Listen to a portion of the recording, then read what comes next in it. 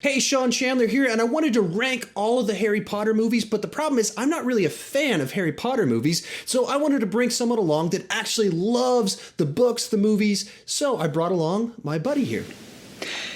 Hey guys, it's Tyler Tompkins. I am a huge fan of the Harry Potter series, and I couldn't wait to make this video with Sean, especially since he's not a huge fan of them. I find that quite interesting because I personally believe Harry Potter is the greatest series of all time for many reasons. One of those being growing up with the characters had a huge impact on me as a child, and just the consistent writing and whatnot. I just found it overall very well done. Without further delay, let's get into our rankings of the Harry Potter movies. So, which one do you have as number 8 for you? For my number 8, I have Harry Potter and the Chamber of Secrets. Good. That's my number 8 as well. So that makes things nice and convenient. So, for you, as the fan, why is this one in 8th place? Well, first off, I just wanted to state that I'm really glad you asked me to do this video because Chamber of Secrets actually had a higher spot on my list, but I'm glad I rewatched it because rewatching specifically the first two movies, Chamber of Secrets, it was the first time making these movies, making the book, the movie adaptation, and the pacing is extremely fast. I will say this movie is never boring once, but I feel like the makers behind the movie were trying to put as much as they could from the book into the movie, and that's why it ended up being so long, because I found a couple of scenes in there to be pointless. They didn't really necessarily need to be in there, even though I still enjoyed them, but that's basically my biggest issue. And then some of the CGI is still dated, and I found the editing to be very odd in this one too. That was one of my main reasons I rated this one so low, because I found the most technical problems. Yeah, just for me, this one just meandered so much. It just felt so long, and I wasn't quite sure where it was going. I didn't feel like a forward momentum to it. It felt very much like a book translated into a movie rather than just a good movie. And this is actually, I saw this one in the theater on, I think, a date, kind of a date. I'm not really sure. So I actually remember when I went to go see this one in the theater, but that's all. I didn't really remember the movie afterwards. I was like, okay, that's this thing that people love. Okay, I don't quite get it. But I hadn't seen the first one, so I didn't know or didn't know the context of any of it at all. But yeah, this one it was so long that I really struggled with it. But on the positive for this one, it has Dobby, who's like my favorite character in the whole series. I'm glad you brought up Dobby because you are absolutely right on that. This was my first time seeing a Harry Potter movie in the theater too, because like I mentioned, I couldn't watch it when it first came out. But I would say Dobby is absolutely the highlight of this movie, and I can't wait to talk about him in one of the future movies because he has quite a huge emotional impact on the audience, to say the least. All right, so I thought we might be at the same spot with number 8. Now let's move up. What's your number 7? And here's where this list might get complicated. My number 7 is Harry Potter and the Sorcerer's Stone. Ooh, okay. All right. So why is Sorcerer's Stone number 7? Well, Sorcerer's Stone, again, was actually higher on my list before rewatching the movies, but again, watching this one over again, this one definitely suffered from dated CGI more so than the second one, and I still enjoy the first one because it introduces us to the world of Harry Potter. We get to see these characters. There's no bad acting or anything, but the CGI really does feel dated, and even though we do get that introduction to Voldemort and there are some scary moments, the stakes just don't feel there just aren't as much stakes as compared to the future series. So that's my biggest issue with this one. Yeah, I think the lack of stakes is kind of, in the urgency, is what the first two movies were. They really struggled for me to feel cinematic and to pull me in as someone that, by the time they came out, I was already 20 years old or however old I was. And so it was just kind of like there wasn't anything that was like, okay, if this adventure doesn't happen, so what? None of the adults in this world seem to care about what's going on. And so there doesn't seem to be an adventure all that exciting to me. A fun world, great world, exciting characters, specific story, not so much. No, and this one too is very fast paced as well. It's Chris Columbus, he directed the first two, but what I will say, another positive thing real quick is you do feel a sense of adventure, especially I did, growing up. These kids were around my age, just a little bit older, and it was cool seeing them go on these dangerous adventures. So that was nice too. Yeah, I actually looked at my clock while watching it, and it's 45 minutes before they get to Hogwarts, and I was like, wow, a lot of stuff's happening. I'm not bored, and I'm kind of interested because the world building is so good in the first one, and you're like, oh, what is this? Where are they go? Ooh, this is how they get wands. Ooh, this is all actually Harry Potter world. They actually have a store where you get the wands, and it actually is kind of like in the movie. It's pretty great, but the world building's so good, but you're 45 minutes into it, and it's in 90 minutes before they even mention the Sorcerer's Stone, as best I could tell. And so it's the main actual namesake for the film, 90 minutes into it, and there's still another hour left, which that's a bit much for a kid's movie. Yeah, I agree. I didn't even realize that. Like I said, it moves at such a fast pace, but it is noticeable. It is noticeable because there is a lot. They throw a lot to the first two movies. So that was not my number 7. My number 7 was Harry Potter and the Half-Blood Prince. So once it kind of got into the more adult-ish, older, darker Harry Potter movies, I started getting a lot more interested just because more stuff happens. The stakes are higher, more dealing with things that I could resonate with more a little bit better. And they're just, shorter films by a little bit. And so I liked most of those ones. And then it got to Half-Blood Prince, and it was just so much backstory, so much Harry Potter and Dumbledore just sitting there talking. And the visuals are, on the one hand, distractingly interesting. The way it's shot and just the way everything's colored.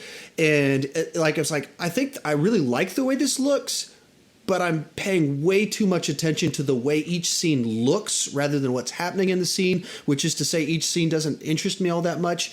And it's really not until, the most interesting and memorable thing, or the only memorable thing about it to me, is the final, Snape kills Dumbledore. For this video, spoilers, because I'm assuming if you're watching this video, you've seen these movies.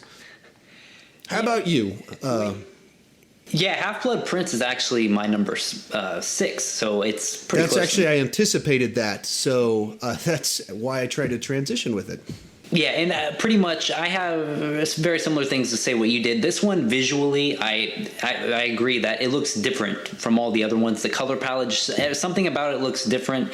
But on one hand, I do like this one just because I feel as Harry Potter fans, this is the movie we've been waiting for, because we haven't really seen a full movie dedicated to the relationship between Harry and Dumbledore. It's always just been kind of here and there in the past movies. And even though it doesn't play that big of a part in this one, like you said, the last 20 minutes is whenever we really get to see them, come together again. It does move at a bit of a slower pace before that. I wish there would have been more Harry and Dumbledore. That's why it's so low on my list.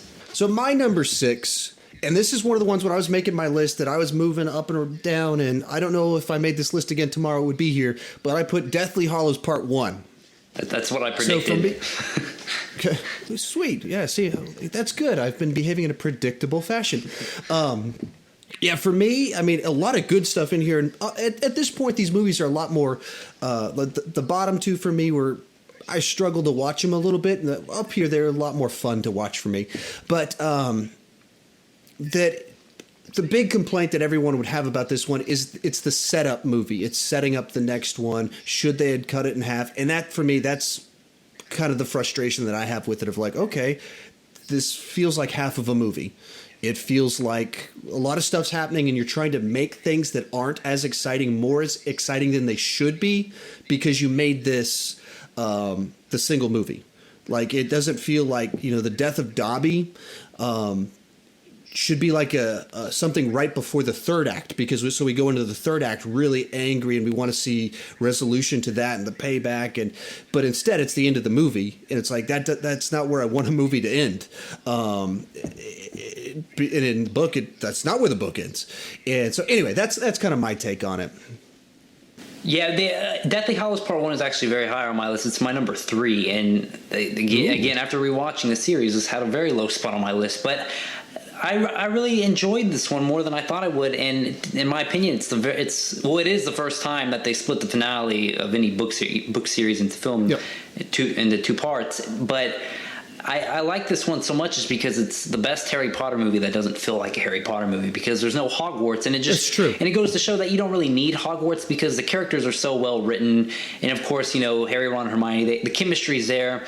And I said in my reviews that I'm a huge proponent for Harry and Hermione. I wish they would have gotten together, and I really love the scene whenever the 2 of them are dancing. It's really short, but I don't know, something about it just really got to me. And then the death of Dobby is the saddest death in the entire Potter franchise to me. And I do agree it could have been handled a little better, but very sad, very depressing. Right. That's where, go back to Half-Blood Prince. Whenever the book came out, my wife was reading it, and like just starts crying whenever Dumbledore died. And so she's just reading a book. I'm like, what are you doing? Like, what's wrong with you? It's like, Dumbledore died. And got really emotional. And so then I think whenever I saw this movie, I don't think I knew that Dobby died. And so then I'm watching it, and he's my favorite character. I was like, what? Why would they do that? What? Now the movie's over? Oh no! But yeah, I think that goes to show even the dramatic legitimacy of Harry Potter, that they're not afraid to kill people.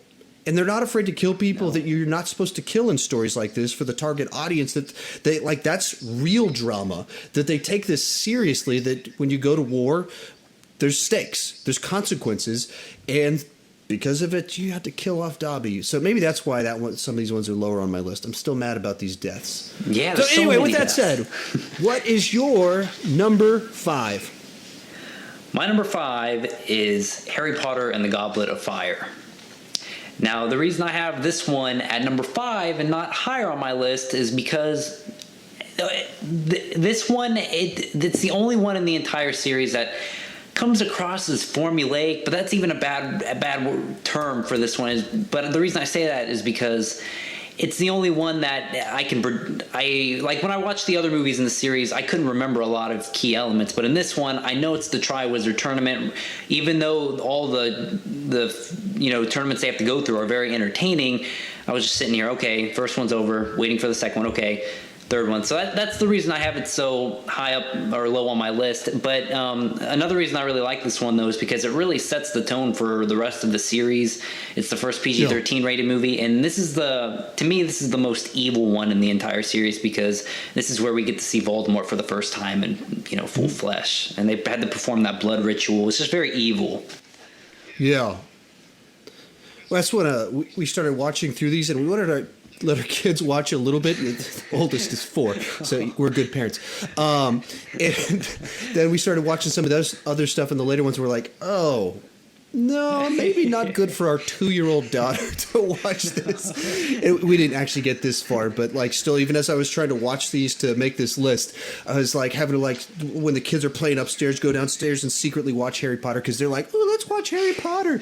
But so yeah, with this one, it's a little higher on my list, but for me, that kind of formulaic was kind of good, because especially like with the first 2, I didn't really know what the story was about. It was just like, oh, exciting things are happening, but I don't know where we're going with this.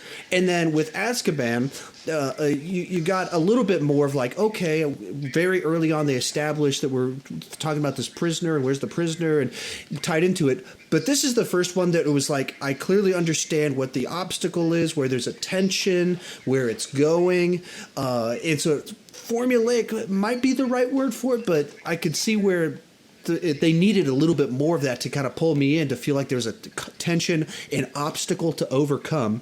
And I think the key thing that you're missing with your review is that in this movie, Edward Cullen is killed.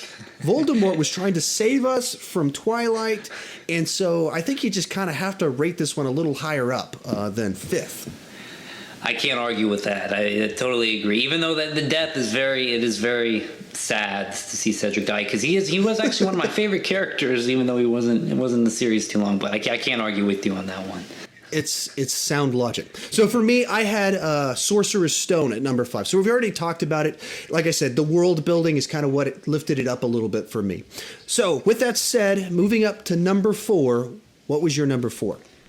My number 4 was Harry Potter and the Order of the Phoenix, and this is probably out of all the ones that I rewatched, I had the most fun watching again, because every time I rewatch this one, I'm reminded of how good it is. And this is also, well, I saw this movie when I was about 11 years old or 12 years old in the movie theater, and I left the theater kind of disappointed because it really had to do with the government and explaining, you know, how the Ministry of Magic works in a way. Kind of, it's very much a political thriller, but you know, getting older, I can really appreciate that, and I did. And it also introduces us to the character of Dolores Umbridge, who is the most despicable character in the entire franchise. I'd rather hang out with Voldemort than her. I cannot stand her.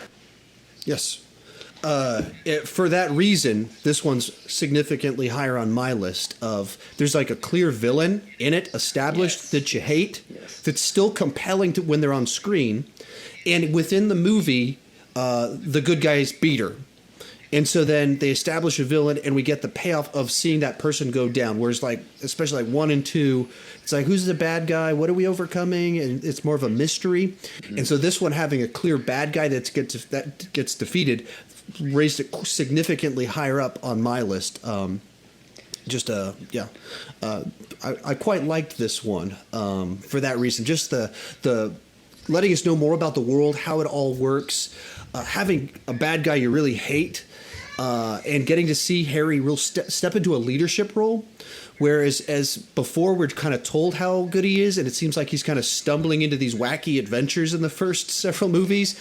And then we get into this one, it's like, no, he's like stepping into leadership and bringing people together and training people to like go to war. And you can feel the stakes in all of this. And then you get to the end of the movie, and then like the adults actually step up to the plate and start getting in on the action of trying to stop all these evil people, which I felt was kind of lacking in some of the earlier ones. So there are a lot of those elements. And when you start to see the world that people don't necessarily believe Harry Potter. Like, there's a group of people that are his fanboys, and then there's people that are like, this guy's a liar. Absolutely. Or they believe that, or they're just trying to spread that message. So this one I really like. And also, I want to add, too, real quick. This is David Yates. You know, this was a new director coming on to this one. Mm-hmm. And I thought the action was almost the best one. Like, has the best action out of the entire series, and it contains my favorite wand-to-wand battle with Dumbledore and Voldemort. It's just phenomenally done. It was fantastic. Right. And that's, once again, the same stuff of like, okay, I feel like we're having a real battle. Something's happening that's really engaging me, bringing me in, that's overcoming a bad guy that was established in this movie. We have reasons we want to see them brought down. Other people get involved on both sides. And so that's where there's tension, there's stakes, there's someone that you want to see defeated. So when the good guys defeat the person, when someone dies in the cause of trying to stop the bad guys, you feel all of that. So this one... this was like watching, being like, oh, wow, yeah, I really like what they're doing with this. Yeah, I absolutely agree. This one is a great one. It's fantastic. So for me in 4th, another one that I was trying to figure out where to put it, I put Deathly Hallows Part 2 at number 4.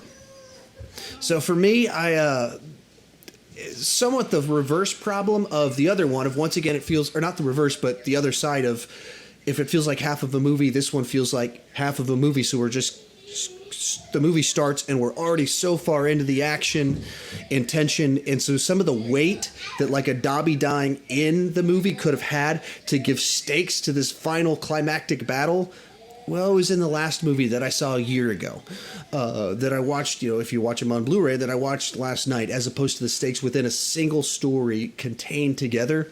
But still, it's number 4 on my list. It's got some great action, things happening. Obviously, all the stuff about Snape, just giving all this wonderful backstory. You go, oh, reframing everything we've seen up to this point in time. Finally, this Voldemort guy that we keep being told how bad he is, we actually get to see him in action and what's going on. So, a movie with a lot of really good things, and David Yates bringing an excitement and a maturity to it that whereas Christopher Columbus gave us the childish, youthful adventure, David Yates brings us the much more mature, exciting adventure for older people.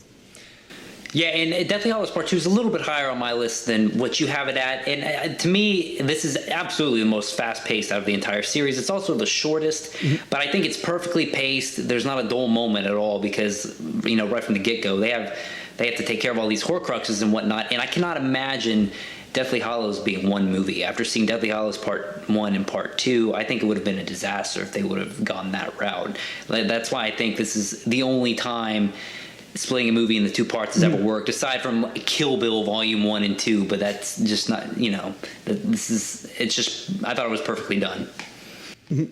So I guess the other thing that where this one might have been higher is, especially going back to what you mentioned before of being pro Harry and Hermione.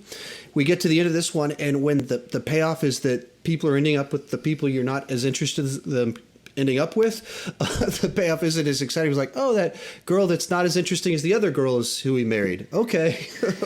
I can't argue with that either. I was very disappointed with that too. So with that, what is your number 3? My number 3 is Deathly Hallows Part 1, the one we already spoke about. All right, so already talked about it. So that was very high up on your list. I think you already mentioned that. So mine was Goblet of Fire, which we've already talked about. And so the big thing for why I put it so high, the note that's literally on my list right there just says, stuff happens. And so some of the earlier ones, it just felt like, okay, we're meandering a whole lot. And then with Goblet of Fire, it was like right from the get-go throughout, stuff happens. It's a very nice and simple evaluation. So as we get up to your final 2, what is number 2? Number 2 is Deathly Hallows Part 2. All right, so we just talked about it. I can't argue with that. Like I said, I was moving a lot of things around, and the Deathly Hallow ones were the most difficult for me to place in the list because it was like there's a lot of good here, and then just kind of that question of dividing them up. But so with that said, I think we know what your number 1 is. It was my number 2. On a different day, it might have been my number 1. But what is your number 1? Number 1 is obviously Prisoner of Azkaban. Not only is it the best Harry Potter movie, it's one of the best fantasy movies I've ever seen. I love every single thing about this movie. What Alfonso Cuarón did was just masterfully done. Again, masterfully paced. This is everything about this movie is perfect. It's definitely, out of all the Harry Potter movies, this one feels different from the rest. Alfonso Cuarón created a very unique atmosphere, and plus the movie has time travel and breaking out of prison. That's like 2 of my favorite things in the world, combined with Harry Potter, my 3rd favorite thing in the world. I mean, what's not to love? And I also like the nightmarish atmosphere that Cuarón created too. Yeah. It's very unique. It's not as dark as Goblet of Fire. Like I said, Goblet of Fire had a very evil atmosphere, whereas this one is very nightmarish, very dreary. And then it also introduces some of my favorite characters, Professor Lupin, whom I wish we would have got to see more throughout the series. I found him very interesting. And then, of course, we get the introduction to Sirius Black, who's awesome, but again, he's not in the series as much. And the Dementors are actually for villains, they're pretty freaky. And I also love the Quidditch scene in this movie, too. It's my favorite Quidditch scene in the entire franchise. Yeah, you kind of said it. It just feels like not just a great Harry Potter movie. You don't need to put like a clarifier on it. It's just a good movie. And so, like, for me, from just even the first 30 seconds of the movie, I went, oh, this feels cinematic. Feels like a movie. Whereas with the Chris Columbus films, like, they start off and it felt to me like the opening of a book. There's people standing there on the street and they talk for a little bit, and then we cut to people at a house, and you can feel it's like a chapter. And then the next chapter, whereas this one, it starts off and you're seeing kind of what Harry's doing in a room, and then you see something else and you see something else, which is how you shoot a movie, how you tell a story in a movie. And then just very much just the visuals of it. And like you said, this dreamlike feel to the whole thing, which is very, very intriguing, very interesting that, as I have mentioned many times, where the first 2 didn't feel like there was like a clear setup of what's going on, where the Philosopher's Stone isn't mentioned for 90 minutes into the movie. You're watching this movie, and within the first 5 minutes, because once again I was timing it, we're talking about the Prisoner of Azkaban. So it establishes what this movie's about, who we're going to be talking about, who maybe the antagonist, or is he the antagonist? Is he guilty? All that's established very early on, and then we learn more about it throughout the movie. And so there's a question I want answers to. There's a tension that I want resolved, and there's a conflict there that has payoff in the end. And then likewise, the fact that, time travel story, like I'm sure I saw this one 10 years ago, but then I rewatched it about, I think, a year or two ago when my wife was watching, because she watches these all the time. And in her free time, like when she cycles through the audiobooks all the time. So I hear Jim Dale reading Harry Potter books a very large portion of my life, and always out of order. So I've heard random things.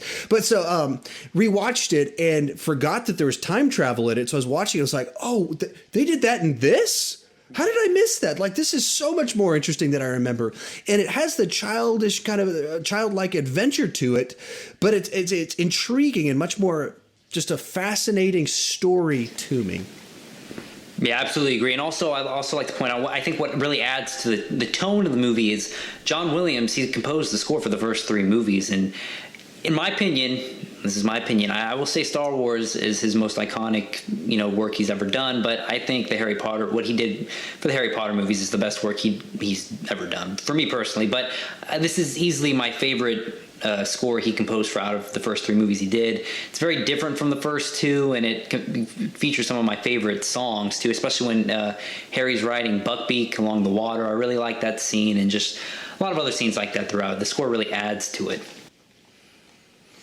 Yeah, I would not say it's his best work, but that's because I'm beholden to so many other things that he's done to define my childhood. It's like picking your favorite John Williams score is like picking your favorite Spielberg movie. Like, which one's the best? I don't know. What do you do when someone has done so many best of different things?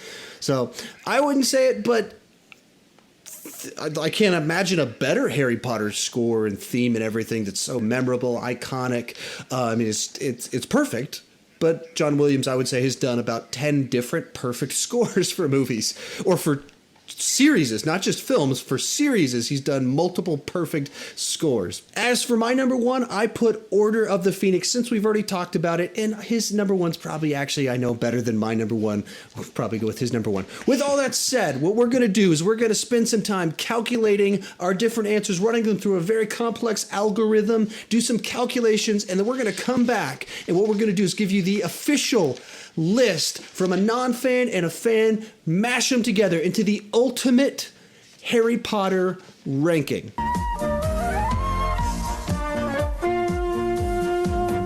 After much deliberation, we have officially come up with the ultimate Harry Potter ranking. Take it away. It was a tough calculation, but number 8 easily goes to Harry Potter and the Chamber of Secrets. Number 7, Harry Potter and the Half-Blood Prince. Number 6, Harry Potter and the Sorcerer's Stone. Coming in at number 5, Harry Potter and the Deathly Hallows, Part 1. Coming in at number 4 is Harry Potter and the Goblet of Fire. Number 3, Harry Potter and the Deathly Hallows, Part 2. Coming in at number 2 is Harry Potter and the Order of the Phoenix. And coming in at number 1, another easy one to pick, Harry Potter and the Prisoner of Azkaban. Not just a great Harry Potter film, just a great film. So with all that said, did you have any final thoughts as you kind of reflect on Harry Potter and the whole series as we kind of rewatched through them? What was kind of your big takeaway? My big takeaway is, yes, there are some technical problems that I've noticed throughout the movies. Like I said, I had some problems with editing in some of the movies, and the CGI is a bit dated. I wouldn't say it's as bad as the prequels, Star Wars prequels, but what I took away from this is I still love Harry Potter, even after watching it again. As a very, very older kid, I still enjoy it.